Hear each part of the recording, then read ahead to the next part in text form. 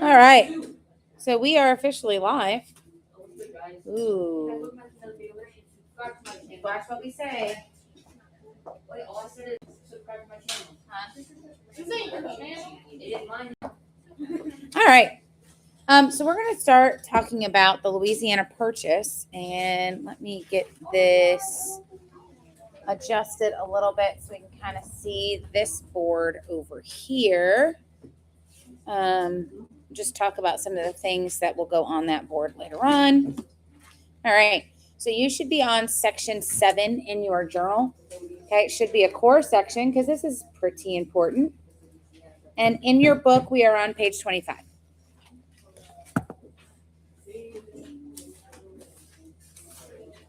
Do I think Louisiana Purchase is about purchasing Louisiana? Profound. Yeah, that was obnoxiously intelligent. Okay, so when President Jefferson becomes the leader of the government, he's the president. Open up your journal and get to our book, okay? They waste no time undoing laws that the Federalists did. Now, this is normal, okay? Presidents can put in executive orders or create laws, and then the next president can come through and completely wipe those out. So this is normal. It's been going on for a hot minute. Jefferson comes in and he says, I'm not really a big, huge fan of some of these things that John Adams put into place, so I'm going to change them out. Okay. The number one thing that he does is he gets rid of the whiskey tax. All right. Remember that whole big fight? Okay. We get rid of the whiskey tax.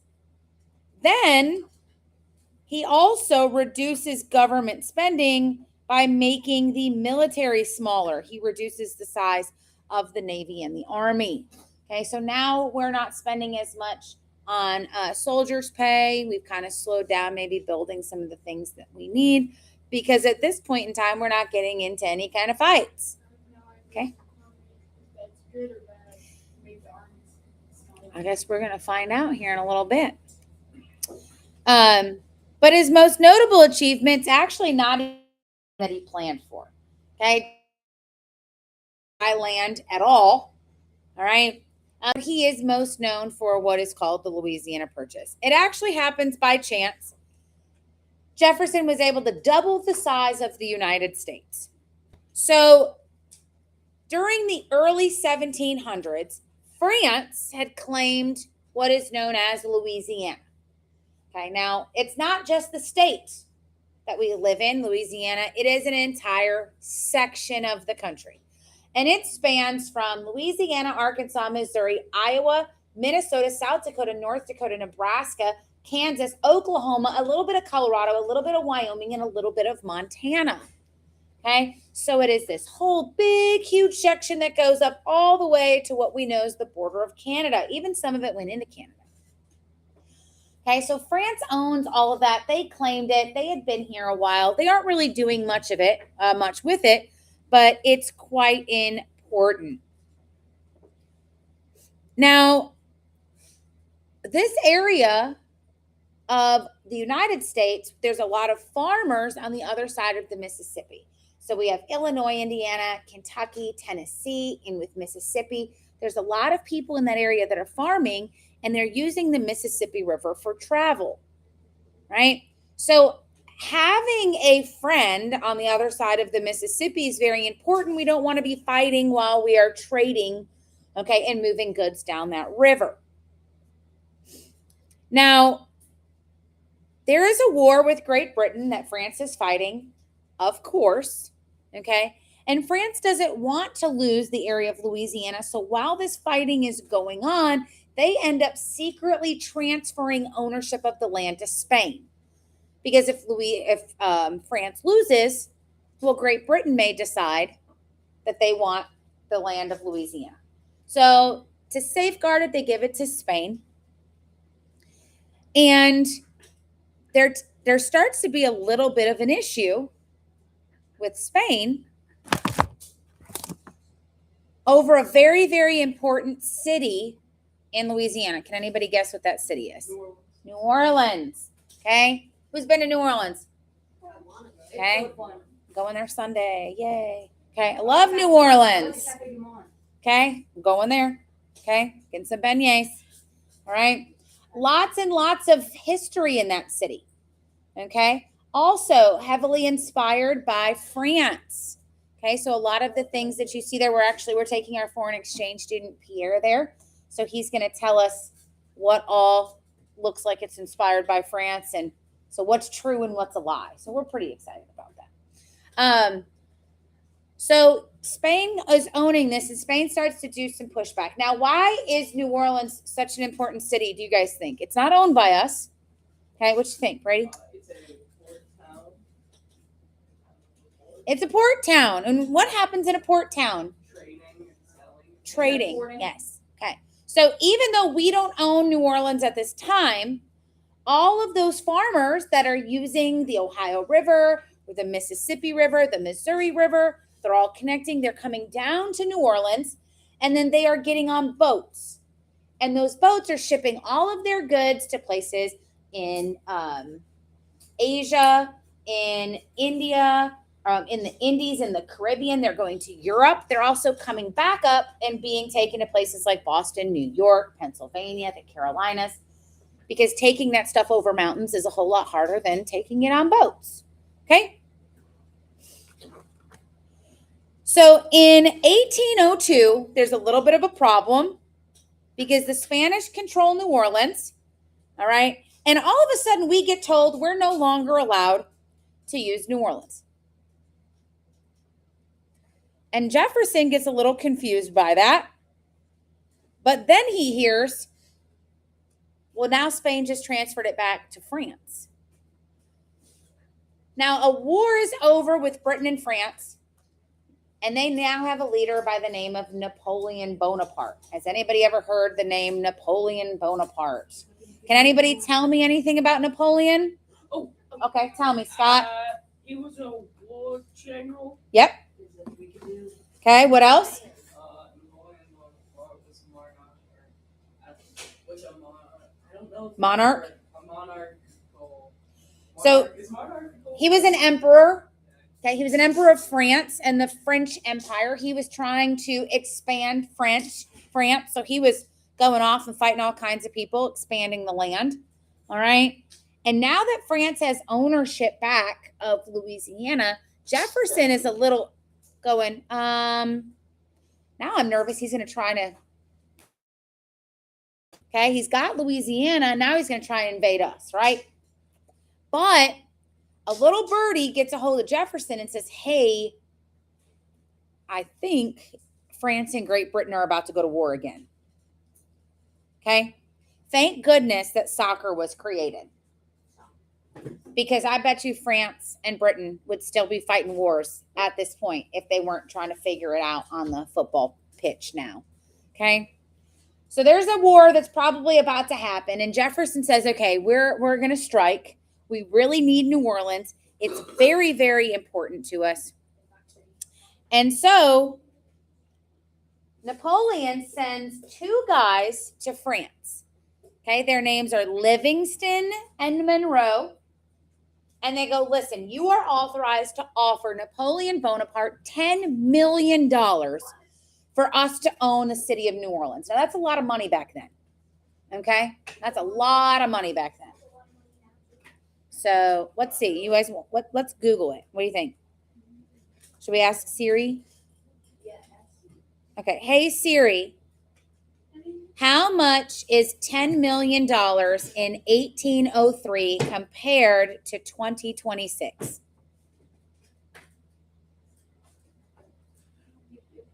Sure, you can use Chat GPT to answer that.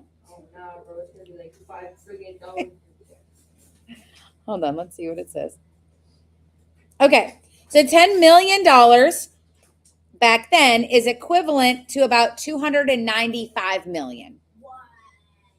All right, $295 million. So he says, I need you guys to go over there. You're going to negotiate with Napoleon and say, listen, we're going to buy just the city itself, the port, the trade. We'll give you $10 million. And Jefferson is hoping because Napoleon is starting a war, okay, or about to fight, that he's going to need money. So he thinks this is a good idea. So they end up going over there, and Napoleon is open to negotiation so much that he says, how about you give me $15 million and I'll give you all of Louisiana. All of them. All of it. I feel like that's fair. Not just a city. We were going to spend $10 million on just a city. And Napoleon is like, you can have all of it. Give me 15 million. Okay. That's pretty Well, guys, do we take that deal? Yeah. Yeah, it's stupid not to take that deal. Yes. Wasn't the territory of Louisiana originally intended by Napoleon to extend the French's empire? Yep. And then it failed and sold it off to us. Okay. Well, he needed the money for sure. And then a lot of people, the French government actually convinced people in France to come over here because they claimed that there was a lot of gold in Louisiana. When they got here, it was just swamps. So there was a lot of underhandedness coming from the French government when it came to over here. So we end up buying it, and we double the size of our entire country with just that one purchase. Stop. We pay about 5 cents an acre. Okay. An acre today. Does anybody know how much an acre of land today is roughly? Okay. How much does it cost, do you think, to buy an acre? What do you think, Brady? Huh? Oh, $5,000. Okay. I don't know what in the world is going on YouTube right now, but we have our chat's blowing up. What's up, chat? Stay awake, chat. Okay. Come on, chat. I'm gonna need you to bid. Come on, chat. Huh? 8th graders. All right. Yeah. Anyway, so at the time of the purchase, Jefferson nor anybody else even realized how important that this purchase was going to be. All we knew is that we bought land. We don't really know anything about the land. We know it doubles our land, okay? But we also got New Orleans, and that was really the most important part. All right.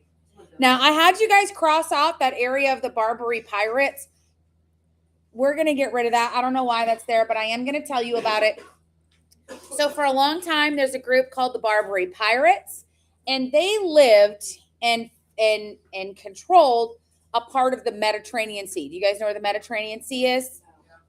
Okay, it's over in Europe. Italy, that country of Italy, it looks like the long boot. Okay, Italy jets out into it. Okay, so where the Mediterranean Sea begins is between Morocco and Spain, and each of the countries kind of go like this. There's a little entryway, and the Barbary Pirates hung out in there. And what they would do is, if you wanted safe passage through that area, you had to pay off the Barbary Pirates for them to let you go through. And many countries did. It was like, fine, look, throw in some money. It's not a big deal. Yeah? You can. So the Barbary Pirates control that. Well, when Jefferson comes into power as the president, the Barbary Pirates wanted more money. Jefferson said, yeah, no, bro, not going to happen. And so we actually start a war with the Barbary Pirates over in the Mediterranean Sea. It's not something that we talk about, but if it is something you are interested in, I do have a book over in my shelf. If you want to learn more about the Barbary Pirate War, just let me know and I'll let you borrow it. All right, so let's take a look at our questions and let's see if you guys can figure these out. Okay. All right. Which Federalist laws, okay, did President Jefferson and his Democratic Republican colleagues undo? So what were some of the first laws that Thomas Jefferson, when he got into office, which ones did he say, yeah, no, we're not doing this anymore? Okay, let's talk about it at your table. Let's see if you guys can figure it out. Okay, so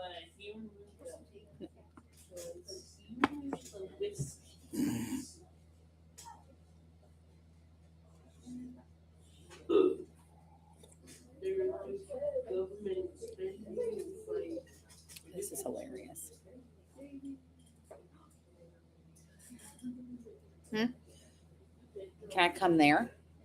Okay, hold on a second.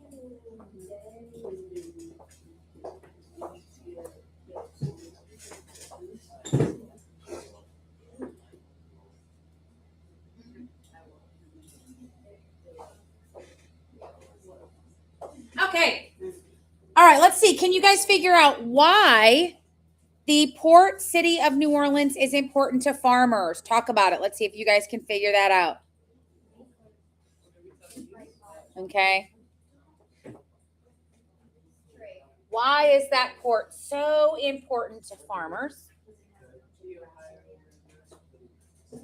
No, you said it has a lot of space.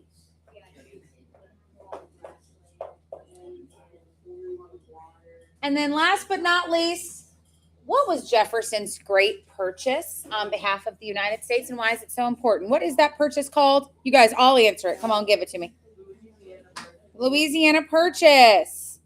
All right, good job. Okay, Serena, can you swipe for me, hon? All right, so you guys should be able to answer this question in your journal. Okay, your guiding question here. How did the Louisiana Purchase transform the United States? Okay, how does the Louisiana Purchase transform the United States?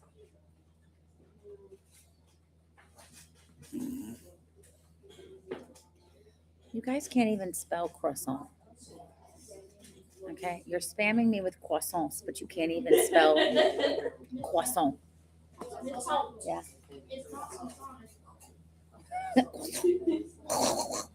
Hey, listen, you know what I'm having for lunch today? A croque monsieur. What? Okay. It's called the croque monsieur. Our Pierre made us a French dinner last night. And it's the absolute best, basically grilled cheese sandwich that you will ever have in your life. Just call it a Okay. cookie. Basically for the next year. Okay. It's literally called, you literally just said that's a cookie. Just call it a cookie. No, it's not though. Like the only way I can. Okay, so it's basically the most amazing cheese sauce that he handmade. He basically had to make a roux at first, and then made like this most amazing cheese sauce I've ever tasted in my life. And then it goes on there with ham, and it's got some nutmeg and some spices in it. And then the way that you cook it. So like, yeah, I can describe it to you as a grilled cheese, and that's basic. But this is Where the conversation turned. so good. I don't. So good. Well, what can I say? She said yes when I have. Okay, go ahead and swipe for me. We're going to move on to the next section. What? Serena. Thank you, hon. All right. So these sections are actually not really ever that fun. These are court case sections. Court case. Court case sections. Let's go. Okay. I'm not going to lie to you. The court case sections in 7th grade, not that fun. Okay. They're a little boring in the Supreme Court. Yeah. Yep. You're under arrest too. Yeah.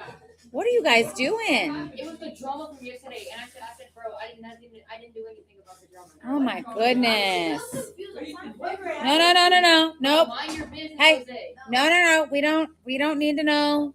He You don't need to know. I figure out what's happening. Okay. So our next section is called Marbury versus Madison. And if you see a V between two names, you automatically know we are talking about a Supreme Court case. Okay. So Marbury, okay, is going against somebody by the name of Madison. Okay. They've got some beef going on. All right. So this ends up being pretty important. Okay. We have a situation where if there's a federal judge, right?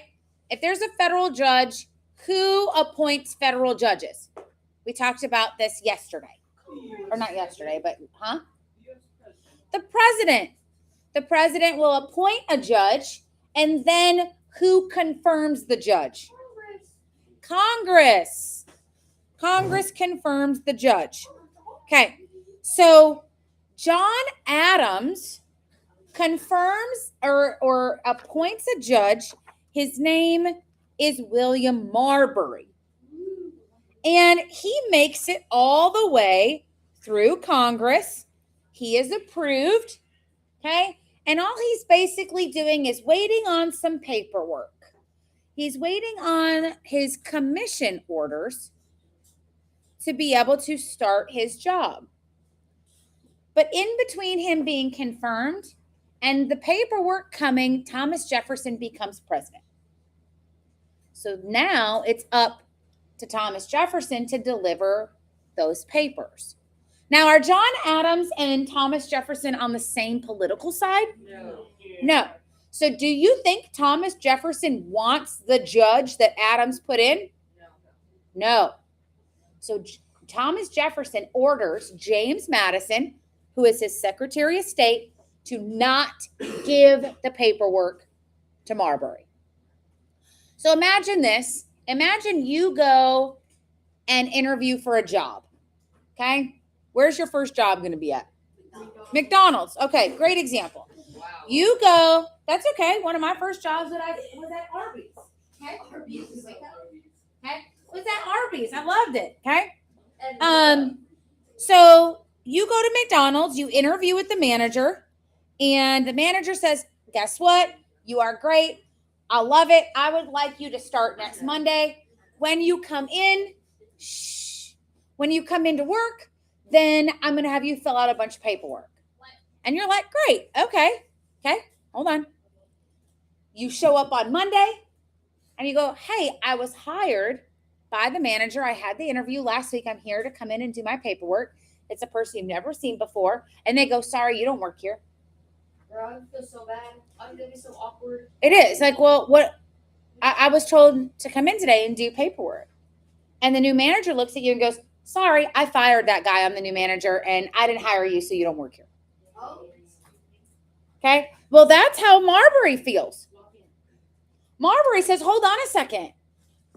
I was hired by the manager. The other guys in Congress, they said, yes, I'm allowed to be a judge. So I'm a judge. Let me go to work. No. And Jefferson and Madison goes, nah. So Marbury takes this to the Supreme Court. He says, okay, bet. I'll go to my fellow colleagues. And Chief Justice John Marshall rules that even though Marbury technically has something to be mad about, okay, he does have a claim, the court does not actually have the authority to make Thomas Jefferson give him the job. They do not have that authority. The Constitution doesn't give it to him. Marshall explained that the law that gave the Supreme Court the power to demand that Marbury be given his judgeship would actually be in conflict with the Constitution. So even though Marshall says, I understand what you're saying here, okay, it's more of a paperwork issue, but I cannot make the president give you that paperwork. It's like my dad saying, I can't make your brother's play with you. Right. It's actually very similar to that, right? Because you're like, hey, look, what's the big deal? I just want to hang out. And your dad's probably, I do the same thing. Little Easton's like, hey, will you come play ball with me? And you feel bad. And then the older brother's like, no, get out of my room. And you're like, I know, bud. It sucks, but okay, can't make them. Yes, All right. I can make it. I asked him to go in the pool with their little brother. Yeah, a couple days ago. I was like, go swim with him. He's like, no. Do this. Okay. Now. Okay. All right. What? I need you to bring a water bottle to my class. Go. Okay. If this is 2 days in a row now. I need you to bring a water bottle to class. Yes, ma'am. Okay. So, in court, therefore, declared the Judiciary Act of 1789 is unconstitutional. By issuing this decision, The Supreme Court establishes power of judicial review. Okay? Judicial review expands the reach of the judicial department. Okay? Now, what the judges can do is they can now review the behavior of anyone in the legislative offices or the executive branches, and they can find out whether or not they are actually participating in appropriate behavior. Okay? Although Jefferson's role was indirect, the outcome of Marbury versus Madison does have an impact on his presidency and the future of the country. The Supreme Court's decision alters the balance of power. It gives the judicial branch a little bit more power. It took some away from the executive branch, but it does allow more of a checks and balances when it comes to the three departments. All right. So, taking our Think, Pair, Share questions, talk at your table. Which action, what is that action that President Jefferson did that leads to the case of Marbury versus Madison? Okay, talk about it at your table. Let's see if you can figure it out.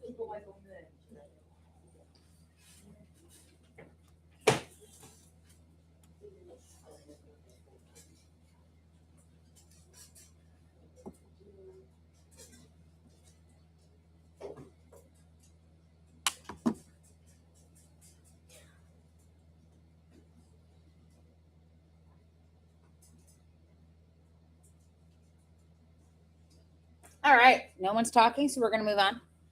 Explain who Marbury and Madison were. So you should be able to identify who was Marbury and who was Madison in these cases.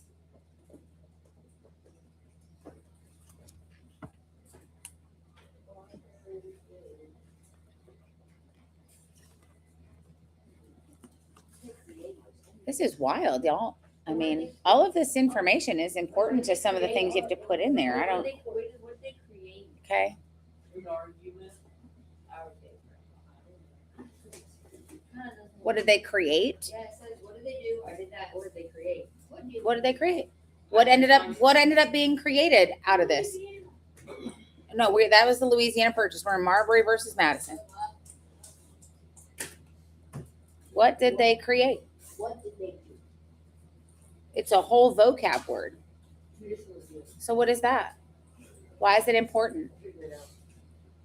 Reread it. And then why is this judicial review part of the system of checks and balances? How is that? What does it do? Okay, why is it important?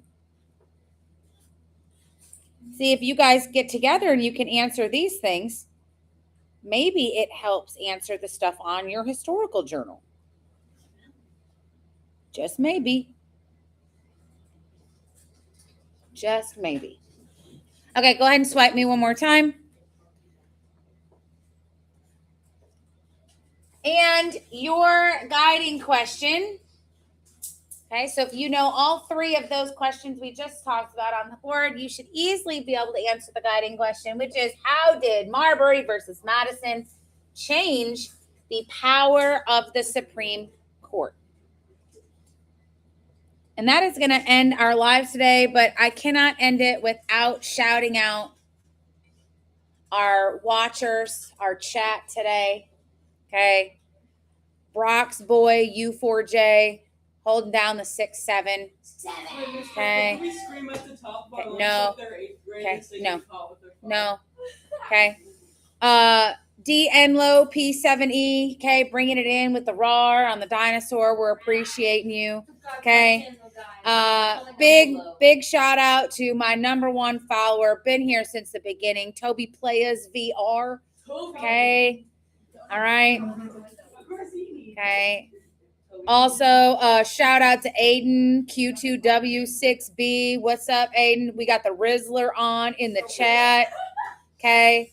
Happy y'all are here. What I've realized now is we can't go live in second hour because we have a really big audience, but appreciate you, chat. Okay. Send the love, spam the hearts, spam the croissants in the chat, like, subscribe, and we'll see y'all later. Bye.